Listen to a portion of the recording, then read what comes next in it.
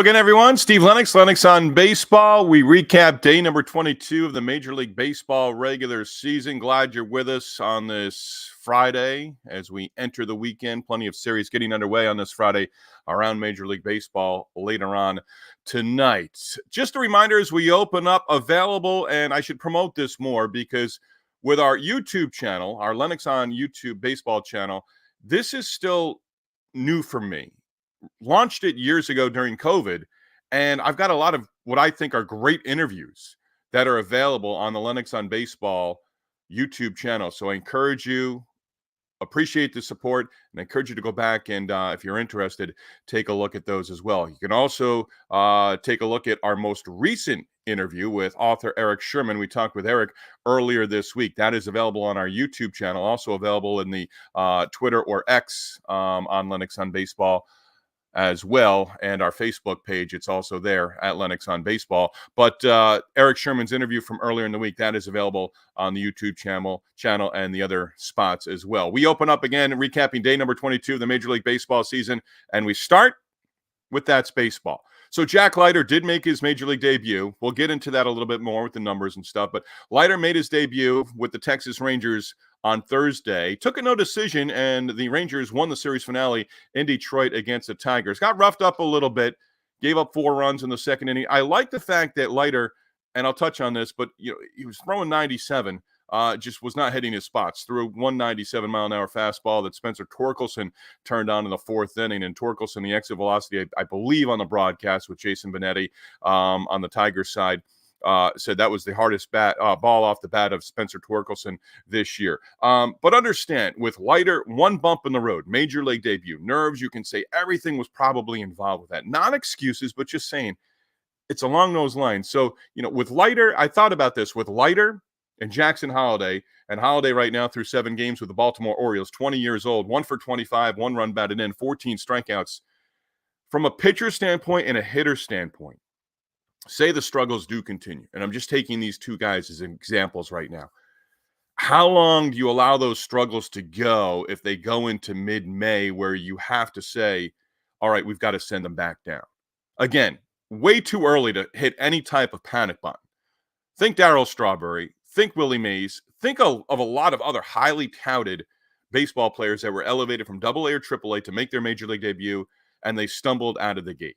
Jack Leiter is going to be just fine. But from a pitcher's perspective and a hitter's perspective, how long do you give them? Because confidence does become a thing where they might be shaken. Now, if you look at Jackson Holliday and Jack Leiter, the interesting thing there is, don't forget, there's lineage. Al Leiter, Jack Leiter's father, he's going to have a different perspective than a father of a guy who, for a player whose dad never, played pro ball, maybe never played at even the college level. But Al Leiter, Jack Leiter has his dad. He's got family in the background. So does Jackson Holliday as well with his dad, Matt Holliday. So again, stress, I think Jackson Holliday is going to be perfectly fine. He's got 1 base hit so far. Okay. He's got 1 base hit so far. Jack Leiter is going to be fine. Very, very interested, more so perhaps in his Major League debut on Thursday, seeing Jack Leiter the next time out, because now he's got his feet under him. He's taken his lumps. He's learned from it. Comes out a little bit different next time out for the Texas Rangers. Interesting one with this one, because I forgot about it. Jack Leiter, father Al Leiter. Al Leiter's brother, Mark Leiter, also pitched in the big leagues. Mark Leiter, Jack's cousin, Mark Leiter Jr., also in the big leagues right now with the Chicago Cubs. The fathers, Al and Mark Sr., the first brothers ever to have sons make it to the big leagues. That's pretty impressive. I like that. So just remember this, getting back to Jack Leiter for just a moment. Hard enough to get to the big leagues, even for a highly touted prospect, like we've been touching on with Holliday and Leiter. Hard enough to get there, even harder to stay. So that was an interesting one. Mark Jr., by the way, I always like to tie this in, and we're going to wrap That's Baseball here in just a moment. But Mark Leiter Jr., I forgot this. Thank you, Baseball Reference, for making me a little bit smarter on this Friday. Mark Leiter Jr., Baseball Reference page, guess where he went to college? Yeah, there you go. NJIT, one of my favorite college baseball programs. Got this past Sunday from head coach Robbie McClellan and sports information director Miles Rudnick. Relationships in baseball. I savor them. I appreciate them every step of the way. But relationships in baseball, that's baseball. NJIT, by the way, this week, I've been on the bandwagon. Robbie is one of my guests. You can go back to the YouTube channel. I interviewed Robbie McClellan, former highly touted pitching prospect at one point, early on in his professional baseball career, even high school, college. And he's been the coach at NJIT, got him into a regional back in 2021. That's my connection with NJIT baseball. Robbie McClellan, who I saw briefly in the minor leagues in the Carolina League many years ago, and Miles Rudnick. Miles said, wear this with pride. I am. And not just because NJIT put up, 27 runs earlier this week. 27-14 win against St. Peter's out of the MAC. So, Miles, I'm wearing this with pride, and thank you very much, and thank you for your friendship through baseball. But a 27-14 score, that on occasion can be college baseball. Let's get into our reps. Very brief schedule from Thursday, getaway day, as we recap day number 22 of the Major League Baseball season. And the Rangers in that series against the Tigers in Detroit take 3 of 4. They did win the series finale 9-7. Leiter, his final line, 3 2/3 innings, 8 hits, 7 earned runs, 3 walks, and 3 strikeouts. Again, was hitting 97. The pitch to Torkelson that I saw in his final inning when he was chasing the game in the 4th inning was 97, bad location. And Torkelson, a big league hitter, took care of it. Again, his exit velocity, I believe, was a season best. So Marcus Semien leading off the game for the Rangers on Thursday in Detroit with a home run. Semien, a home run, had 3 hits. Jonah Heim, Adolis Garcia also homering in that victory for the Rangers as well. Leiter ends up with a no decision in his big league debut, and had that rough second inning where he gave up the 4 runs. And I liked how he rebounded and pretty much worked a flawless 3rd inning. Ran into trouble again in the 4th inning. Could have gotten out of it, but didn't. And again, you move on from that.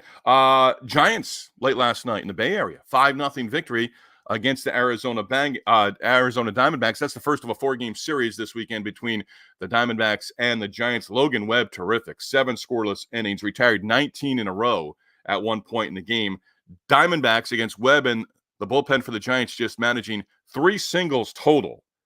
And I was looking at the box score, went and looked at the Giants roster last night, the way it is right now. And, teams bring in free agents, teams develop their own talent. But you look up and down that Giants roster and their lineup on any particular night, there's homegrown talent.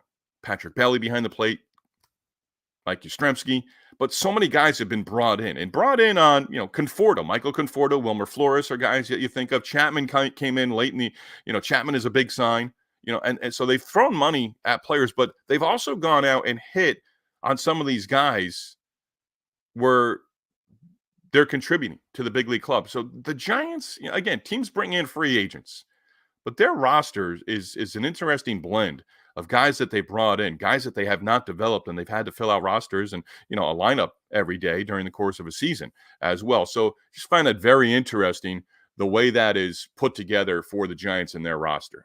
Again, they do have homegrown talent, but there's a lot of guys from the outside as well that they brought in from other organizations. So just interesting putting that together. Marlins, Cubs were rained out on Thursday. The Red Sox lose again, 5-4 to the Guardians. Guardians, interesting right now with the Guardians. Dealing with things just like every other big league club. All 30 are dealing with something right now. But just the way the Guardians are in that AL Central. The Guardians, I feel like when their first-year manager, Stephen Vogt, I heard somebody the other day, I forget who it was, might have been on the Red Sox broadcast, so it might have been Kevin Youkilis, of saying, Terry Francona left this in a really good situation. And the Guardians just, they manage, and they're going to be there in that AL Central. Again, every team outside the White Sox really with an opportunity to win that division and make it to the postseason. Carlos Carrasco did pick up the victory. Guardians in that series take 3 of 4. Red Sox, 2 more errors.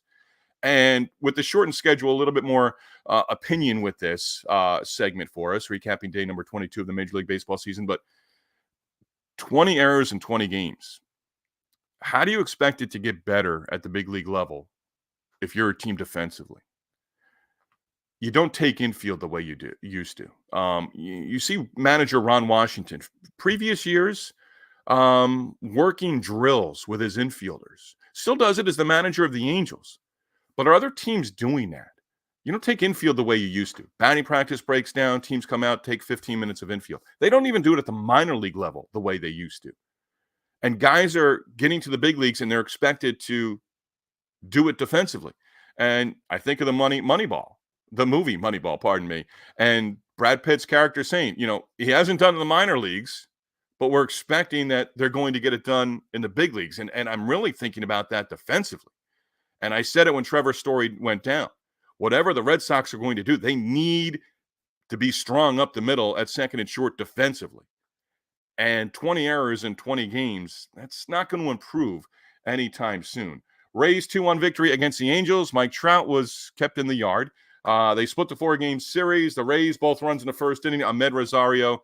I love that Ahmed Rosario. Remember, it was Andres Jimenez and Ahmed Rosario who went from the Mets to Cleveland in the trade that brought Francisco Lindor to the Mets. And both were highly touted. And I thought at the time, you can fill that position within for the Mets, but they went out and made the big splash with Francisco Lindor. But Andres Jimenez would have been certainly fine, I think, defensively. And the Guardians putting him at second, and he's done very well with not a lot of publicity. But Ahmed Rosario now with the Rays and delivering an RBI triple in the first inning, scored the Rays' second run on a sac fly by Harold Ramirez. Ryan Pepio, 6 innings, 3 hits, an earned run, and 7 strikeouts. Colin Poche was able to wiggle out of trouble in the 9th inning to pick up the save and his second on the season. So abbreviated schedule with what was going on Thursday around Major League Baseball. Day 23 and what's on tap. Series I'm looking forward to this weekend. Justin Verlander makes his season debut. Astros on the road in D.C. against the Nationals. The Rays and Yankees get a series underway. First series